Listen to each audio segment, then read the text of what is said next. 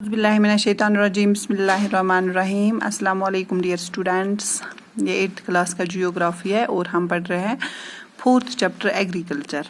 Farm system के बारे में पढ़ा है हमने, टाइप्स ऑफ फार्मिंग हमने पढ़ा है, जैसे subsistence farming and commercial farming. इसके बाद हमने पढ़ा है मेजर क्रॉप्स। कल हमने पढ़ा था राइस, वीट, मिलेट्स एंड मेज के बारे में। आज हम पढ़ेंगे कॉटन।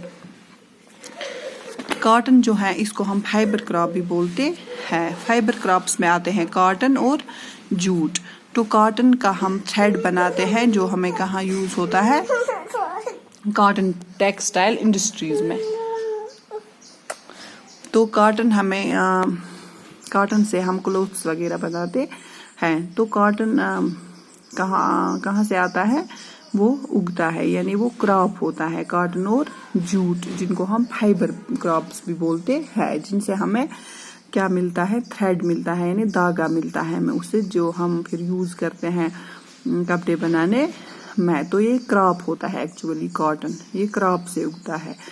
कॉटन बॉल्स जो आप देखते हैं वाइट कलर की, जहाँ जो ये आपके बुक पे भी यहाँ पे है कॉटन, ये बॉल्स, ये एक्चुअली कहाँ से उगता है, क्रॉप से। यहाँ पे लिखा हुआ है कॉटन कल्टीवेशन। आज ये तैयार है ये कॉटन यहाँ पे।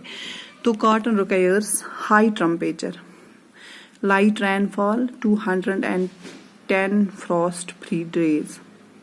तो कॉटन के लिए हाई टेम्परेचर होना जरूरी है और लाइट रेनफॉल लेकिन लाइट, एंड 210 डेज ऐसे जिनमें ज्यादा सर्दी नहीं हो, जो फ्रॉस्ट फ्री हो, and bright sunshine for its growth. जैसे कि आपको पता है कि सनलाइट जो है वो हर किसी प्लांट के लिए जरूरी है, जिससे फोटोसिंथेसिस होती है। इसमें जो सनलाइट है वो ज्यादा इम्पोर्टेंट है, तभी प्लांट्स अपना फूड बनाते हैं। तो जो सनलाइट है वो इसमें भी इम्पोर्टेंट है।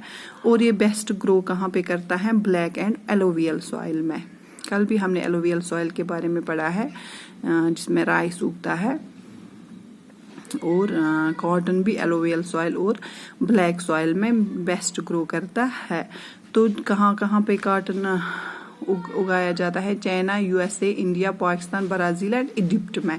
ये लीडिंग प्रोड्यूसर्स हैं, यानी ये लीडिंग कंट्रीज हैं जहाँ पे कॉटन की कल्टीवेशन की जाती है। It is one of the main raw material for the cotton textile industry. जैसे कि मैंने आपको ये भी पहले ही बताया है कि ये एक फाइबर क्रॉप है जिससे हम क्लोथ्स वगैरह बनाते हैं।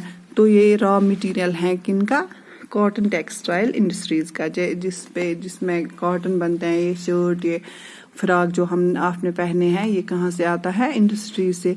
तो इनका रॉ मटेरियल कहाँ से आता है, कॉटन से।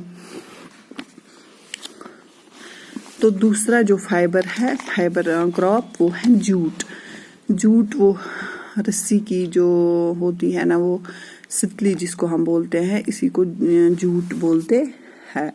तो जूट भी एक फाइबर क्रॉप है, जिसको गोल्डन फाइबर भी कहते हैं। ये भी कहाँ पे वेल उगता है, एलोवियल सॉइल में। इसके लिए क्या होता है, हाई टेम्परेचर, हैवी रेनफॉल और ह्यूमन क्लाइमेट। इसके लिए कॉटन के लिए लो रेनफॉल और जूट के लिए हाई रेनफॉल और ह्यूमिड क्लाइमेट इसको चाहिए होता है। तो ये कहाँ पे ज्यादा उगता है, it is grown in the tropical areas. Tropical areas आपको पता है, जो ट्रॉपिक ऑफ कैंसर और ट्रॉपिक ऑफ कैप्रिकॉर्न के बीच में जो एरिया होते हैं, इनको हम क्या बोलते हैं, इनको हम ट्रॉपिकल एरियाज बोलते हैं। तो ये कहाँ आता है, ट्रॉपिकल एरियाज पे ये ज्यादा ग्रो होता है। India and Bangladesh are the leading producers of jute. तो इंडिया और बांग्लादेश में ये ज्यादातर उगाया जाता है। इसके बाद है कॉफी और टी। इनको हम ब्रीवेज क्रॉप भी बोलते हैं। ब्रीवेज क्रॉप ऐसे क्रॉप्स होते हैं जिनका हम क्या बनाते हैं, जिनका हम ये लिक्विड बनाते हैं और हम पीते हैं। जैसे हम चाय पीते हैं, कॉफी पीते हैं, तो इनको ब्रीवेज क्रॉप्स भी बोलते हैं। तो coffee requires warm and wet climate. तो कॉफी के लिए क्या होना है, कॉफी के लिए वेट और वार्म क्लाइमेट। यानी जो नवंबर सितंबर में मौसम होता है वो वेट भी होता है और वार्म भी होता है। ऐसे ही क्लाइमेट चाहिए कॉफ़ी को। एंड लोमी सॉइल इसको चाहिए, well drained loamy soil. Hill slopes are more suitable for growth of this crop.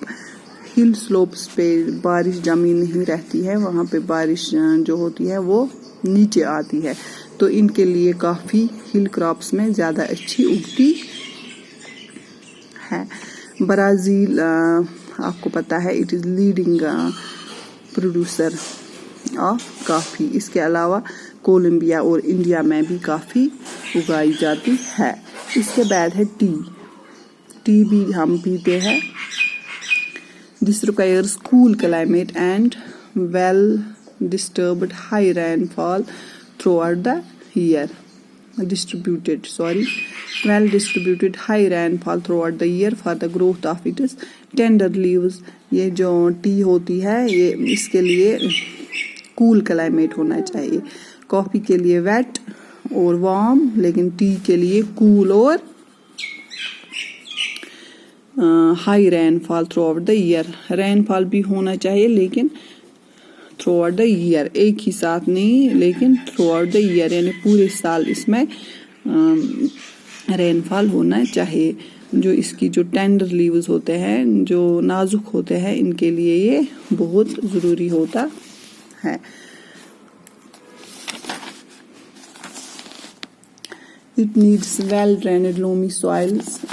इसको भी लोमी सॉइल की ज़रूरत पड़ती है। एंड जेंटल स्लोप्स, इसके लिए भी स्लोप्स होने चाहिए।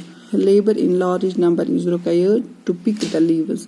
और इसमें लेबर हमें ज़्यादा लगती है क्योंकि हम कल्टीवेशन के लिए मशीन यूज़ नहीं कर सकेंगे बिकॉज ऑफ टेंडर लीव्स। इसके जो लीव्स होते हैं वो हमें तोड़ने पड़ते हैं, तो हमें लेबर इसमें ज़्यादा लगता है। तो ये हमने पढ़ा है फाइबर क्रॉप्स और ब्रीवेज क्रॉप्स के बारे में। फाइबर जो इससे हमें थ्रेड मिलता है, और जो हम पीते हैं चाय और कॉफ़ी, इनके बारे में हमने पढ़ा